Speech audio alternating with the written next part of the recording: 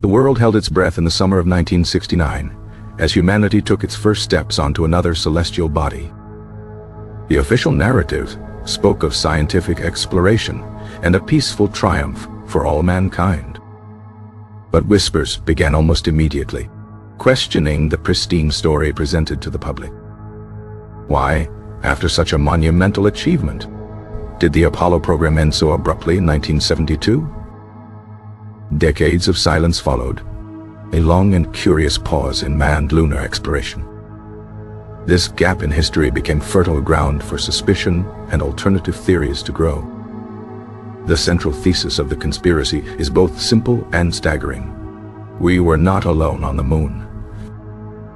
Proponents claim NASA discovered pre-existing, non-human structures and has been hiding this fact ever since. The evidence, they argue, is hidden in plain sight within NASA's own photographic archives. Researchers pored over thousands of images from the Lunar orbiter and Apollo missions. They pointed to anomalies that defied geological explanation. One famous image allegedly shows a towering object, dubbed the Shard, casting a long, impossible shadow. Another photograph from the Apollo 16 mission seems to reveal a large, dish-like object in the distance. Skeptics dismiss these as film defects, tricks of light, or simple pixelation. But the anomalies were too numerous and too specific for many to ignore. They spoke of geometry where there should be chaos, of straight lines and right angles on a natural satellite.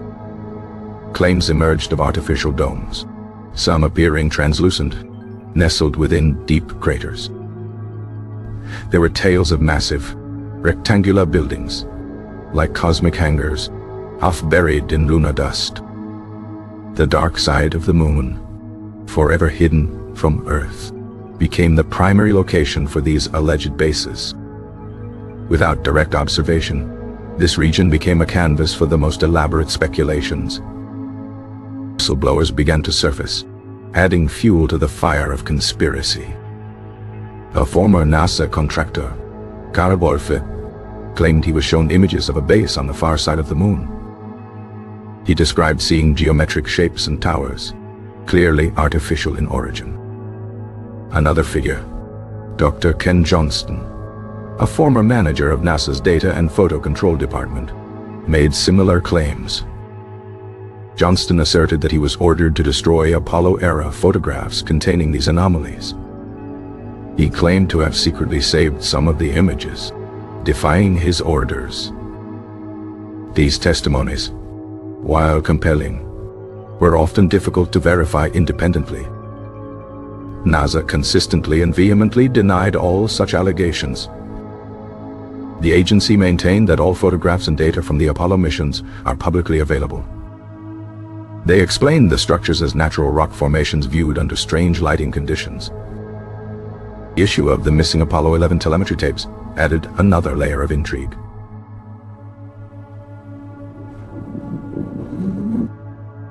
NASA admitted in 2006 that it had likely erased the original high-quality recordings to reuse the magnetic tapes. To conspiracy theorists, this was a clear and deliberate act of destroying evidence. It was seen as a desperate attempt to hide the high-resolution proof of what the astronauts truly saw. The official explanation of cost-saving and bureaucratic oversight seemed laughably inadequate to them. The theory then expanded beyond just structures. It began to include active operations, such as mining. The moon is rich in helium-3, a potent and clean fuel source for nuclear fusion. Theorists proposed that a secret base would be the perfect platform for a clandestine mining operation. This operation could be run by a shadow government or a multinational corporate consortium. Profits and power derived from a monopoly on helium-3 would be almost limitless. This provided a powerful motive for the secrecy and the immense cost of such a cover-up. The conspiracy also touches upon the concept of transient lunar phenomena, TLP. For centuries, astronomers have reported seeing strange, temporary flashes of light on the lunar surface. These lights have been documented blinking, changing color, or moving across the moon. While many TLPS have scientific explanations, some remain stubbornly mysterious. Conspiracy theorists connect these lights to the activity of the alleged moon bases. It could be the lights of vehicles, the exhaust from spacecraft, or energy discharges from mining equipment. The idea of a joint base, operated by humans and an extraterrestrial civilization, also became popular. In this version of the theory, the cover-up is not just about structures, but about contact. The secrecy is to prevent mass panic and the collapse of social and religious institutions. It suggests a secret pact was made, trading technology for silence and a foothold on the moon. The astronauts themselves have been scrutinized for any hint of a slip-up. Quotes from the mission transcripts are often taken out of context. Buzz Aldrin's mention of a light seen during the Apollo 11 journey is frequently cited. He later clarified he was likely seeing a reflection from a detached rocket panel. But for believers, this was a near confession, a glimpse behind the curtain of secrecy. Long radio silence during the Apollo 11 landing is another point of contention. The 2-minute blackout is officially attributed to a handover of communication relays. Theorists claim this was when the astronauts were communicating with someone else. They believe this lost time was filled with a conversation that would change the world. The Clementine mission in 1994, a military satellite, further fueled the debate. It was tasked with photographing the entire lunar surface. Its data was analyzed by researchers who claimed to find more evidence of structures. One particular area near the South Pole, the Shackleton crater, drew intense interest. It is a region of permanent shadow, a place where ice, and perhaps a hidden base, could exist. Images from Clementine of this area were said to show large, geometric objects within the crater. The subsequent failure and loss of the Clementine satellite was, of course, seen as suspicious. Was it a simple malfunction, or was it deliberately silenced to prevent more discoveries? The conspiracy narrative suggests a tiered system of knowledge within NASA itself. The vast majority of employees would be unaware of the truth, performing their jobs in good faith. Only a small, highly compartmentalized group at the very top would hold the full secret. This explains why so few people have come forward with credible, verifiable evidence. The personal risk of breaking such a secret would be immense. The story of the cover-up is a story of power, control, and humanity's place in the universe. It paints a picture of a world where the greatest discovery in history is treated as a dangerous secret. The implications of the theory are profound. It suggests that our understanding of history, technology, and reality is a carefully constructed facade. The moon, that familiar and romantic orb in our night sky, becomes a symbol of deception. It is no longer a barren, lifeless rock, but a place of hidden wonders and dark secrets. The theory forces a re-evaluation of the final frontier narrative. Space exploration is not a noble quest for knowledge, but a clandestine race for power and control. The renewed global interest in returning to the moon in the 21st century is viewed with deep suspicion. Is the Artemis program a genuine effort at exploration, or is it a public front for a deeper, more secret agenda? Are nations racing to establish their own presence, or are they trying to reach what is already there? Private companies like SpaceX and Blue Origin had a new, unpredictable element. Could a private citizen, a space tourist, accidentally stumble upon the truth? The proliferation of satellites and probes from various countries makes the secret harder to keep. China's successful landing on the far side of the moon with the Chang'e 4 probe was a pivotal moment. Theorists watched closely, waiting for any anomalous data to be leaked or discovered. The official silence from the Chinese Space Agency was interpreted as confirmation by some.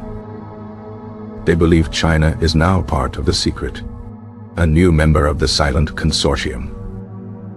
The conspiracy is not just about the past, it is about the future. It is about who will control the resources and the strategic high ground of the moon. The alleged structures are not just ancient ruins. They are active, operational facilities. The cover-up is not a historical event. It is an ongoing, active deception. The narrative has evolved over time, incorporating new data and new missions. What started with grainy photos has become a complex tapestry of whistleblowers, missing data, and geopolitical intrigue. The psychological appeal of the theory is undeniable. It provides a sense of order in a chaotic world, a feeling that someone is in control, even if their motives are hidden. It empowers the amateur researcher, suggesting that the truth can be found with enough dedication. It transforms the individual from a passive observer into a digital detective. The internet has allowed these theories to flourish, connecting believers across the globe. Websites, forums, and video channels are filled with endless analysis of lunar images. Every new photo released by NASA is subjected to intense scrutiny. Pixels are enlarged, colors are enhanced, and shadows are measured with meticulous care. The search for the truth, or what is believed to be the truth, is a relentless pursuit. The line between pattern recognition and pareidolia, the tendency to see patterns in random data, becomes blurred. A rock formation can become a building, a crater can become a dome, a shadow can become a tower. But the core question remains compelling. What if it's true? What if, for the last half-century, humanity's greatest achievement has been a lie? The conspiracy suggests that the first small step was a step into a much larger, more complex universe. It implies that we were met not with silence, but with a presence that dwarfed our own. The official story of the moon is one of quiet, desolate beauty. It is a story of geology, of dust, and of the echoes of a few brief visits long ago. The conspiracy offers a different story, a tale of intrigue, technology, and a secret history. It is a story of a moon that is alive with activity, hidden just beyond our sight. The truth, whatever it may be, is still out there. It may be locked in a classified NASA vault. It may be buried under the regolith of a permanently shadowed crater. Or it may have been hiding in plain sight all along. The moon continues to keep its secrets well. It hangs in our sky, a silent witness to our history and, perhaps to a history we were never meant to know. The debate rages on in the quiet corners of the internet. Each new mission brings a fresh wave of hope and speculation. Will the Artemis astronauts be the ones to finally break the silence? Or will they be sworn into the same secret that their predecessors allegedly kept? The conspiracy of the moon base is a modern myth, a testament to our distrust of authority. It reflects a deep-seated desire to believe that we are on the cusp of a great revelation. The narrative is a powerful blend of scientific curiosity and paranoid fantasy. It challenges the very foundations of what we have been told about our place in the cosmos. The idea of ancient, alien architecture is a recurring theme in human mythology. Finding it so close to home would be the ultimate paradigm shift. The alleged structures are often described with a sense of awe and terror. Crystalline spires that glitter under the harsh sunlight,